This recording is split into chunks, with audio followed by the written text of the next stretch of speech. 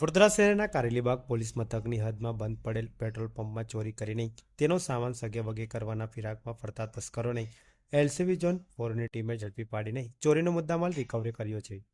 શહેરના કારેલીબાગ ભૂતળી ઝાપા વિસ્તારમાં શ્રીનાથજી પેટ્રોલિયમ નામથી પેટ્રોલ પંપ વર્ષોથી કાર્યરત હતો. આ પંપ થોડા સમયથી બંધ હાલતમાં છે, ત્યારે બંધ ઓફિસમાં ચોરી કરવાની યોજના બનાવીને કેટલાક તસ્કરો અંદર પ્રવેશીને ફ્યુઅલ સેમ્પલ માટેના એલ્યુમિનિયમના નાના કન્ટેનર, એલઈડી ટીવી, સીસીટીવી, જૂના કોમ્પ્યુટર, મોનિટર સહિતનો માલ સામાન ચોરી કરી હતી. આ ચોરીનો સામાન લઈને 3 શંકાસ્પદ શખ્સો ન્યૂ ઇરા સ્કૂલ પાસે ઊભા હોવાની બાતમી એલસીબી ઝોન 4ના સ્ટાફને મળતા પોલીસે તેઓને ચોરીના સામાન સાથે ઝડપી પાડ્યા હતા. એલસીબીની ટીમ દ્વારા તેઓ પાસેથી મળેલ સામાન ક્યાંથી લાવ્યા તે અંગે પૂછપરછ કરતા આ સામાન શ્રીનાથજી પેટ્રોલ પંપની ઓફિસમાંથી થોડા દિવસ પહેલા ચોરી કર્યાની કબૂલાત કરી હતી.